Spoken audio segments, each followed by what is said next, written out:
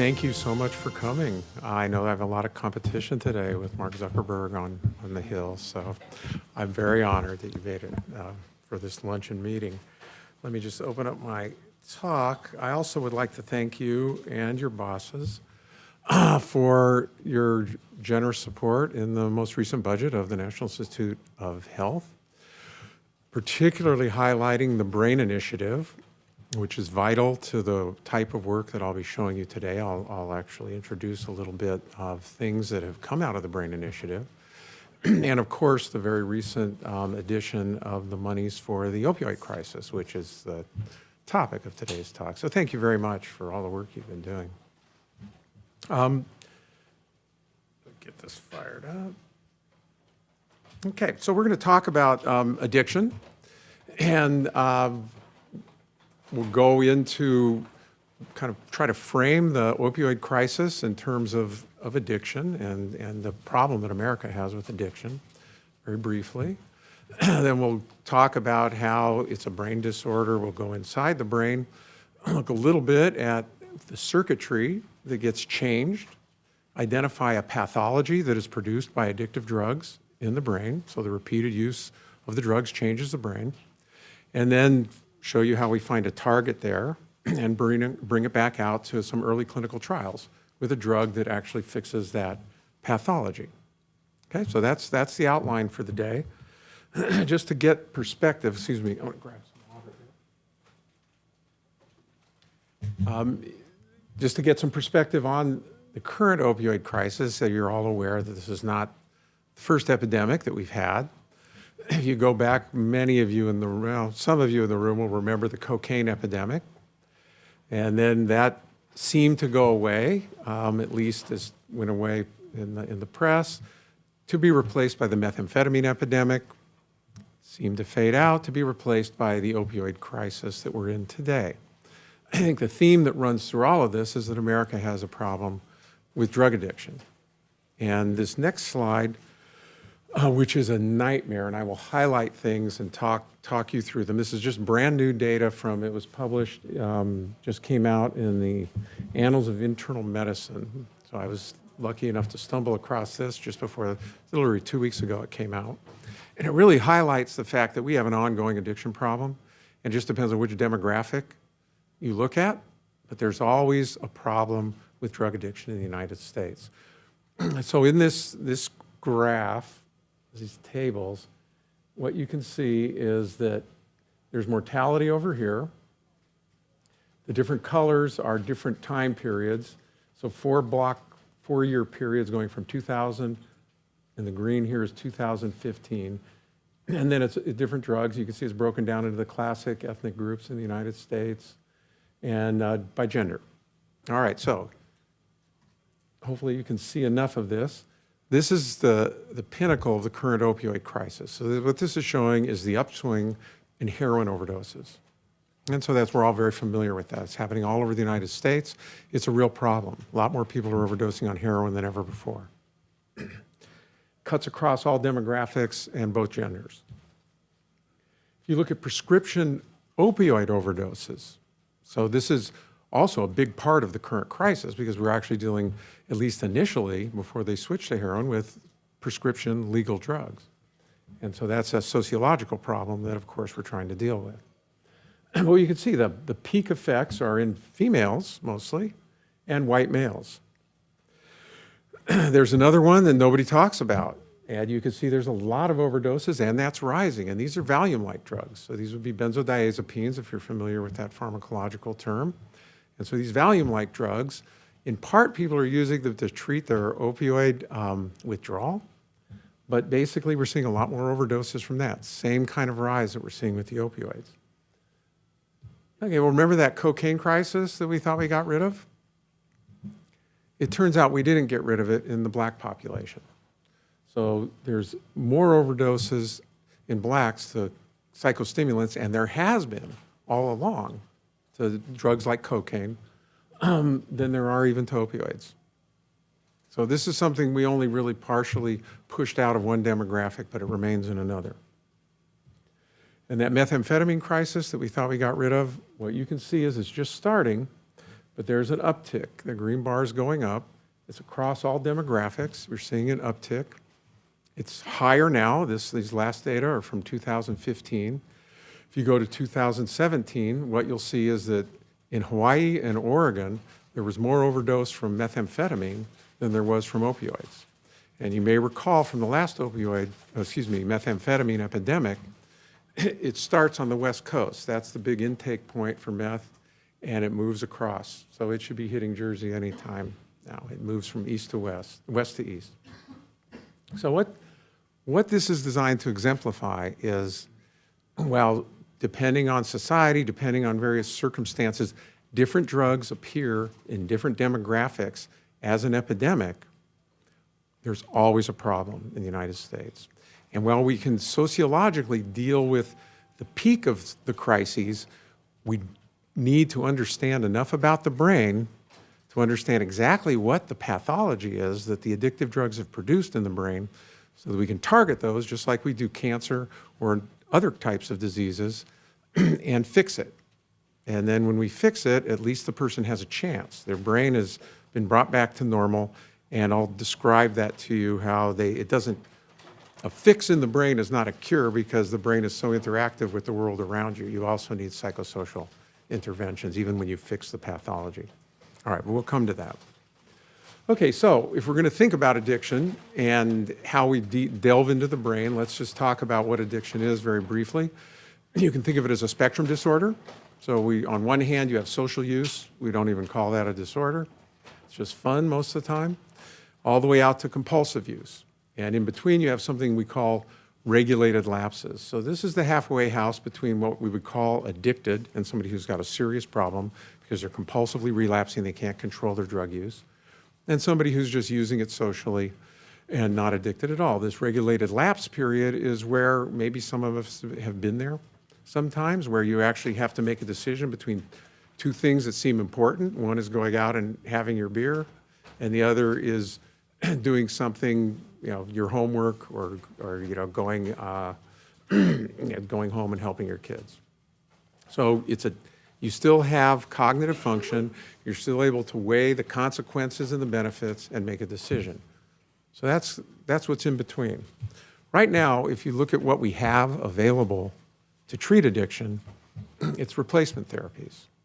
So replacement therapies don't work in compulsive relapsers. Replacement therapies have a chance of working in people who are in regulated relapse. So people who have some cognitive control.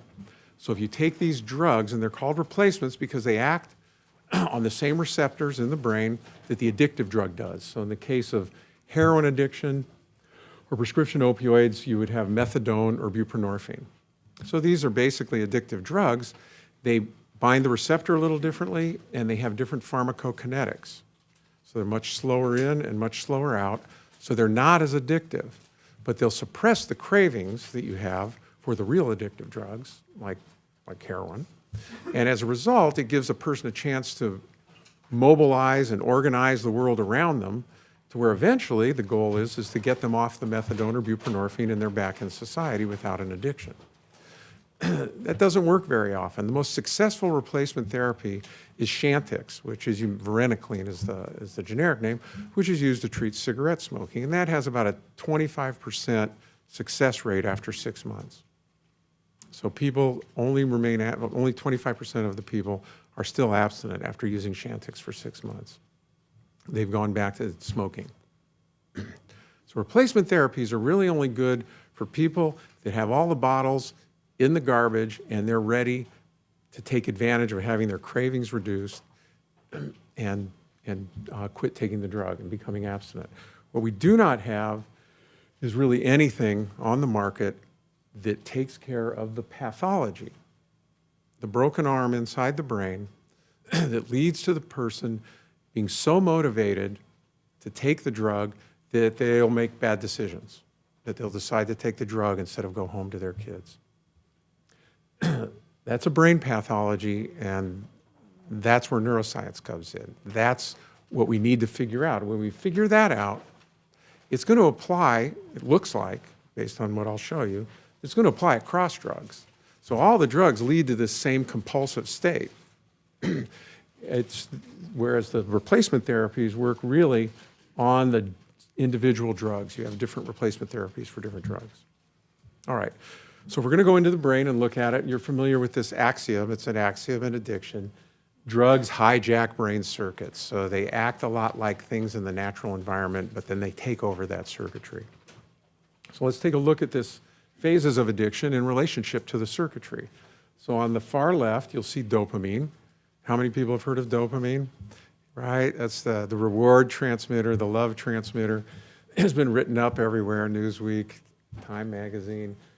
This is the compound, the transmitter that's released in the brain when you have rewarding experiences, when you have sex, when you climb a mountain and you have a great experience, dopamine is released.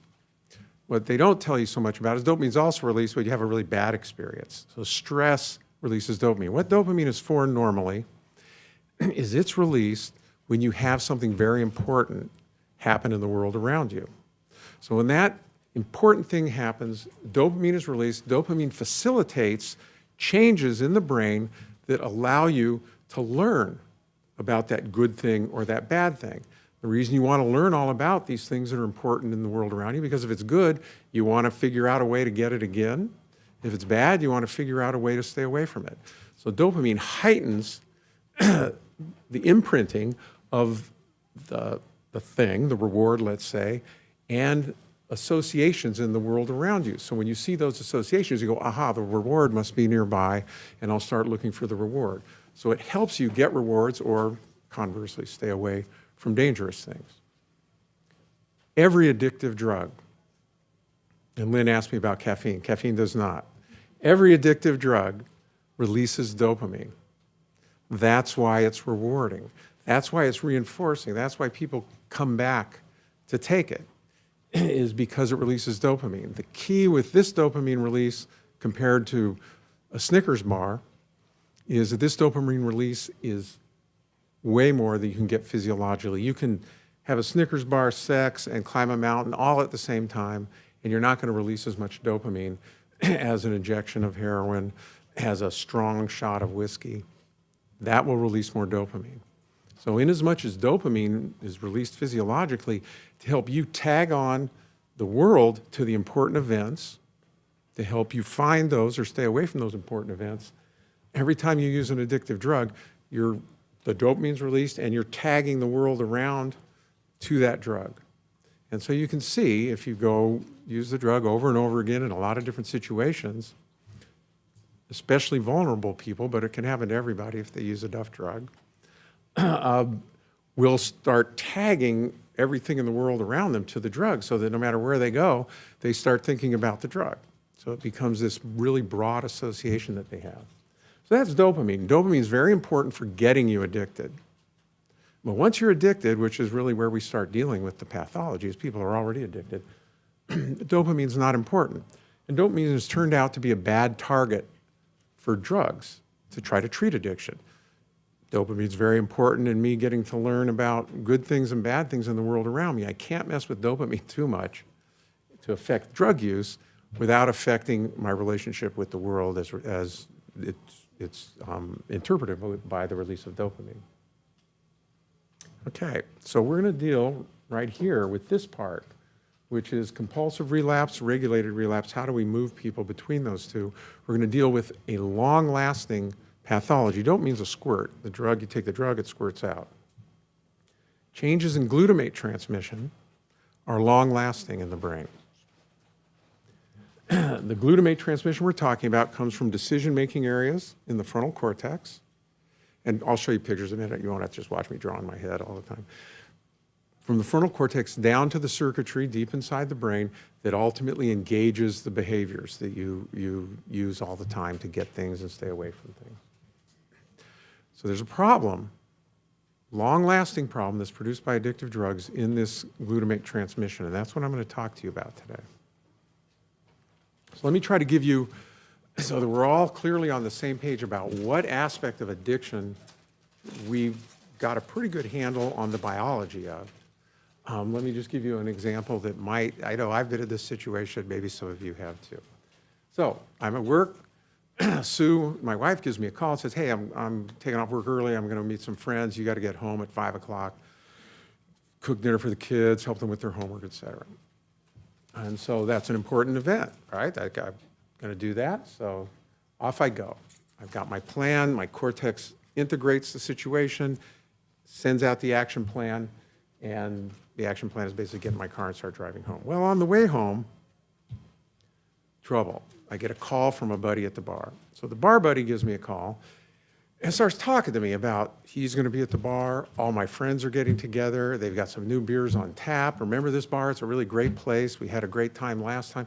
Starts queuing me up, basically, for this coming down to and enjoying this drug. So if you knew Sue, you'd know there was still no contest. I would have to go home. But if I was an addict, as I listened to my friend queuing me up, my motivation level would start to increase. And it would increase to a point that this became almost like an emergency, like an incredibly motivationally important event to me. And the thoughts of my kids and getting home and helping them with their homework would gradually fade out, might disappear altogether. Let's say they didn't fade out all the way. I might create a rationalization because I'm still a little bit of a regulated relapser. I might say to myself, I'm going to just stop by the bar for 15 minutes. The kids, they can handle themselves for 15 minutes. I don't have to worry about it. And of course, if you're an alcoholic, you stay at the bar. So what we're talking about is this right here is the relapse event, and this part where I'm developing this motivation to get the drug that I can't control. It supersedes the motivation that has been created by very important biological rewards. So how does that happen? How does that fight get so unfair in the mind of an addict that the drug wins repeatedly? Well, in psychiatric parlance, that high motivation intrusion is called intrusive thinking. So in addiction, we call it craving. This would be craving. In depression, intrusive thinking is rumination, is the term they use. So people think about something depressing and they ruminate on it and they can't stop thinking about it and it enhances their depression. In PTSD, we actually call it intrusive thinking in PTSD. It's where a person gets in a situation and where cues are present that remind them of a previous rape or a combat experience, and they're filled with such a state of anxiety that they can't stop thinking about it, and it becomes a very intrusive, maladaptive event. So thought intrusions are present in a lot of psychiatric disorders. This is what it looks like in addiction. Okay, so how do thoughts intrude? Most of us now, a very highly educated group here, realize that they don't come from outside anywhere, and no aluminum cap is going to prevent them. These are things that are created inside of our brain. So let me walk you through what the brain does in a little bit more detail in that spouse versus bar call situation. The guy calls, Sue calls and tells me to get home. So I have a very cognitive experience in my prefrontal cortex. I draw unconsciously on different things like my emotional, how does that feel emotionally? Where am I? How did I just eat a meal? A lot of information goes in to thinking about this that I'm not aware of. But what percolates up, I make a decision on, I decide to go home. So off I go. I grab some habit memories, which would be like how to push my foot on the gas pedal and drive, things I don't have to think about, and off I go. Again, the guy from the bar calls. Now I'm faced with this conundrum. Prefrontal cortex starts working. The cues come in, and as I described, an inequality is set up. So somehow, as that cortex sends down in what's called the accumbens, we're going to call it action circuitry from this point on, all that stuff downstream. It comes in there, and it's not a fair fight. My wife's call and the beer call. The beer call is much louder, and I end up making the wrong choice. Okay, so I'm going to describe to you how that happens. And if we're going to treat it, we want to knock that out. We want to fix that pathology right in that brain area. And in theory, then I would drive home instead of going to the bar. I would at least, things would be on an equal playing field. It would still be a decision that I would have to make, but it would be a fairer decision because the drug motivation would not be so high. So we've known look at this is 1999, and this is, if not the first paper, one of the first papers that showed that if you induce craving in an addict and then you image their brain, these parts of the brain light up. So this prefrontal cortex is the anterior cingulate, and the amygdala was that emotional area that I showed on the previous slide. So those light up and start sending information in for you to engage in action. So we've known for a long time that these are critical brain areas, but we can't really figure out what it is from a red spot on a human fMRI. So we have to develop animal models and go into the brain, tear the brain apart, figure out exactly what the pathology is, what's different, and then rebuild from there and ultimately get it back into human beings. So this is a typical animal model of addiction.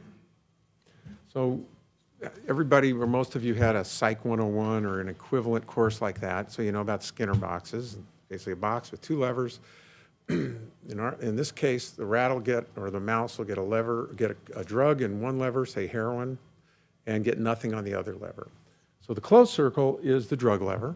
The open circle is the nothing lever. And you can see, because of all the dopamine that these drugs release, the rats orient very quickly to the drug lever. So the pressing on that drug lever goes way up, even on the first day. They're in the box for 2 hours a day. And they'll press for a couple weeks, and you can see they take plenty of drug. Then the animal gets extinguished. So what we mean by this is they get put in the box, but there's no drug. Neither lever will deliver drug. So in that situation, the animals, over the course of days, they'll still check it every day because they know this is where they got the heroin, so they'll, maybe it's back. They'll hit it a couple times. But if there's no drug, they learn not to keep pressing. It's a futile effort. And so, behavioral economy, they lower their pressing rate. So you can see the filled circle just is barely above the other circle because they're checking it a couple times. So now they've learned to inhibit their behavior. So what can we do to this rat or mouse to make them want the drug so much that they overcome this inhibitory training, they press the lever 100 times, even though they're not getting any drug? Okay, so what we can do is something you're all probably familiar with, if you know about Pavlov's dog, is every time there was a drug infusion during that self-administration session, a light and a tone went off. Okay, then during the extinction part, they never saw the light and tone, but they developed this very strong, because of this release of dopamine, this very strong relationship between the drug infusion and the light and tone. Okay, so you bring that cue back, and the animal jumps up 100 times for nothing. So there's no drug, but they're so motivated to take the drug, they overcome their inhibitory training. All right, so we make measurements right there. And just so you're aware that the measurements I'm going to show you are actually where we have to take the animal's brain out and take a look at what's happening 15 minutes after they started taking the drug. Because of the Brain Initiative, there's a lot of beta testing going on in our lab and labs all over the country of lenses that we can stick inside the rat brain and allow us to watch what I'm going to show you from fixed tissue, actually watch it happening live. They're not quite good enough for that. We can see the cells, but we can't actually see the synapses doing their thing yet. But that's coming. And so this is the kind of technological advancement that is really it's revolutionizing how we're going to understand the brain, and we're right on the cusp of that. Okay, so if we're going to talk about the brain, we have to talk about neurons. This is a neuron from the brain area that has problems. Let me see if I can. So this is the cell body here. Right, where is it? Yeah, right up here. Here it is. There's the cell body. And all these appendages are called dendrites. If you blow up those appendages, you can see there's little appendages on that. So there's 10 billion of these. Those little appendages are where synapses form. This is where one neuron contacts and communicates with another. There's about 10,000 of those synapses on every neuron. So the estimate is that there's about 100 trillion connections inside the brain. So this is a pretty complicated problem. Like, it's way more complicated than anything anybody's ever tried to figure out before. And as if that wasn't complicated enough, there's another cell type called glia. So there's just as many glia as there are neurons. There's 10 billion of those. Glia, through most of their history, got about a 110-year history when they were discovered, they've been thought of as, well, they're just kind of helpers. They're metabolic, and they sit around and help make sure the brain stays in balance metabolically. What we now know, and this is really stuff that's come out over the last, visionaries thought about it about a decade ago. Experimentally, we've been showing it for about 5 years. These guys are also very involved in synaptic transmission, and in the case of the addiction pathology, this is the most important site, well, they work together, but this is where it starts, is in the glia. Okay, so just to give you a sense of how complicated it is, what we're dealing with, this is basically, this confocal was, this microscope was bought 3 months ago. It's the best thing money can buy for light microscopy. And if you label the glia green and the neuron, and this is about 5 microns of neuronal dendrite, and you just kind of go through the section, this is what it looks like. And so our job is to interpret that. Like, how has that changed in an addicted animal versus a non-addicted animal? That's kind of hopeless, right? I mean, it just looked like a mosaic of red and green changing. And indeed, that is what it looks like. However, through technologies that have really come along in the last 5 to 10 years, we can use viruses, basically, to infect these glia with reporters, so we can see them very clearly. They stand out, and we can image them really clearly. And then we can also see if they're close to synapses, because we can label the synapses. So this, what I'm going to show you, is a digitized version of that. And the green is the glia, and the little purple dots are where they're touching synapses. So this is now what we're capable of doing.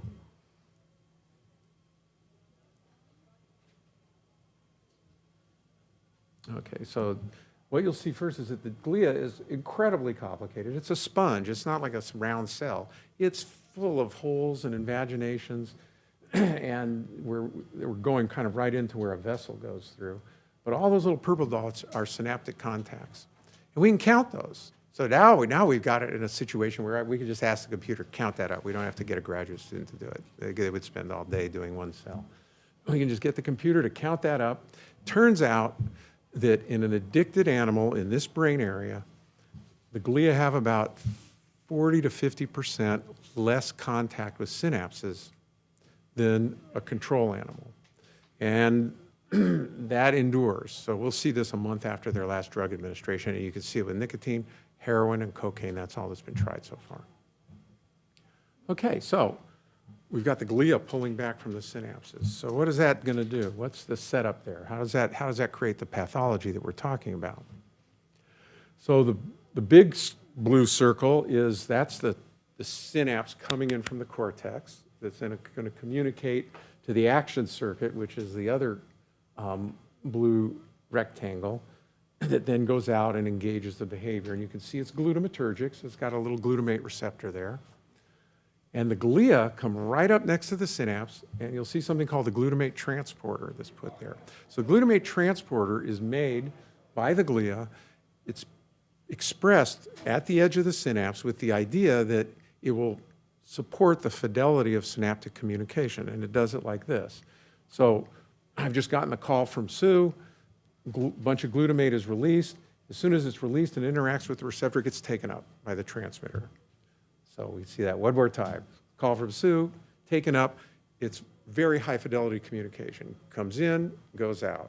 Stays inside the synapse that it was meant to stay inside of.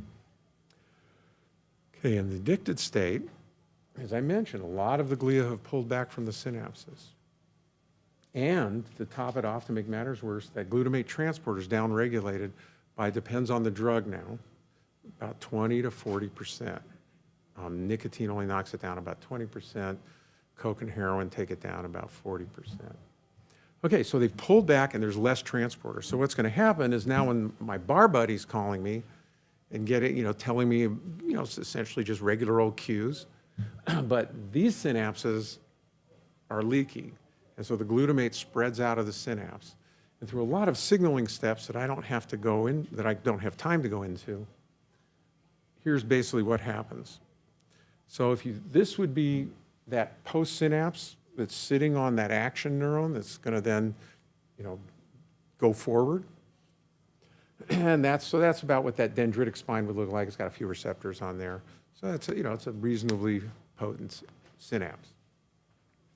As soon as the animal sees the cue, and presumably as soon as my bar buddy calls me, because the synapses are faulty that are coding that information, so these would be the ones that are coding that drug association, they're faulty and they're leaking, the glutamate leaks out and causes these synapses to become very strong. So the synapse itself expands, we can see that, and more receptors go in. And that happens within a few minutes after the animal starts pressing for the cue.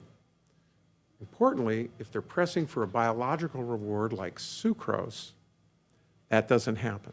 So it's only the drugs that have beat on the brain with this repeated dopamine that this pathology has been produced. The animal that takes sucrose and presses just as much as they actually hit the lever as they did for heroin, they won't have this problem. So it expands. Now, if all of a sudden you bring the drug back, it'll collapse back to normal. Or eventually the animal figures there's no drug coming and it collapses back to normal. The motivation goes away. So this is transient. The pullback by the glia is an enduring phenomenon. This is when the glutamate spills out because you're being queued up for the drug, then you get this expansion. So that doesn't happen with normal stuff, nor like with hearing about my family, et cetera. That's not going to happen. That's going to happen here. So you can imagine what the competition is like. You've got these super synapses that are coding and driving forward your motivational state from the drug associations, and my other biological associations don't do that. They're relatively fixed. So I can't really make a clear decision because I'm so incredibly motivated to go get the drug. Okay, so just to put this in what we like to call engrams. So the group of cells that are coding, say, Sue's conversation with me, or in the case of the rat, it would be a sucrose cue, and the group of cells that are coding the bar buddy or an infusion of heroin, or the light and tone that was associated with heroin. So they're roughly equal. We have no evidence that they're not the same size inside the brain.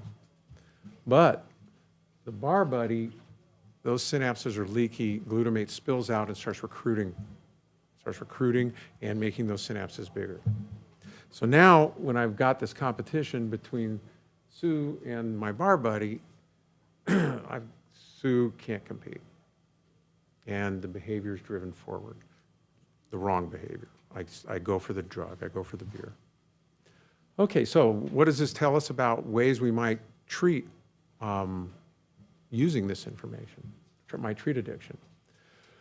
So I mentioned that there's a lot of steps between this glutamate spillover and ultimately expanding the synapse. And so there's a lot of possible targets in there, and researchers right now are investigating a lot of those different targets that seem to work well in rodents. But those are not drugs that can move into the clinic very quickly. Those are experimental compounds. There are drugs that can be moved into the clinic that actually bring back the glutamate transporter. There's a couple of them. The one that's easiest to move into the clinic is N-acetylcysteine. So this is a compound that's been used in Tylenol overdoses for 30 years. So there's a lot of clinical experience with giving very high doses of this stuff. For different reasons in bringing the glutamate transporter back, you're actually restoring a compound called glutathione with it. But it also restores glutamate transporters. So this has been moved into the clinic. It's been tried in depression with some success. That's mostly work that's been done in Australia. It's been tried in drug addiction. There's probably 10 or 12 trials in drug addiction, and it is all except one trial, it was successful in reducing craving. It doesn't always stop relapse, and we can come back to why it can suppress craving, meaning the thought intrusions, but it doesn't always affect relapse, and we can come back to that. But what I wanted to do is just share with you a recent trial, and this is because it's of particular relevance in that it was conducted in veterans who have comorbid PTSD and substance use disorder. And so it's a small trial. You can see there's just 13 to 14 subjects in each arm of the trial. But it's double blind. It was a very well-controlled little study. And if you look at the top panel, what you can see is that over the weeks that they're taking NAC versus placebo, you get this real suppression of craving. So we knew that. That's happened in other trials. It's been shown for tobacco, that's been shown for cocaine, and for alcohol. It's actually, astonishingly, and I assume somebody's working on it now, never been tried in heroin or opioids, but that's coming, I'm quite confident. So it suppresses the cravings. Much to the surprise of these investigators, I think, it suppressed PTSD. So CAPS is the questionnaire that they use to determine whether you're diagnostic for PTSD. Anything over 50, you're considered to have PTSD. And you can see that NAC very nicely brought these people under diagnostic criterion for PTSD. If you break that apart, where it really worked well was on the thought intrusions. They reported they weren't having the thought intrusions from their traumatic episode nearly as much as they used to. And that helped the overall symptomatology. So this goes back very quickly to why NAC might not always work in addiction. So the best trial is with adolescent marijuana users. Worked really well there in preventing relapse. Well, adolescent marijuana users, one, they're probably not quite as addicted as somebody that's been getting high for 40 years. But they also are in a more controlled environment. They probably don't have a big pile of marijuana sitting on their desk at home. They have to seek it. They have to get motivated, start craving, and seek it. So a drug that's going to knock that out, that's going to fix that craving part of the pathology, will work for somebody like an adolescent marijuana user. If you take a 40 to 50-year-old cocaine addict, people aren't showing great responses with this drug in preventing relapse because those people, all their friends are cocaine addicts. They've probably got cocaine in the house, so they don't have to think about it all day. They'll run into the cocaine one way or another, and they'll use it. So, however, the one study I'm thinking of, if they took the people that were abstinent, the cocaine addicts that were abstinent going in, which meant they were already engaged in some sort of control over their behavior, they stayed abstinent, and the ones that were on placebo relapsed. So it was a smaller group of people, but it worked really well in the cocaine addicts that went in that weren't active users.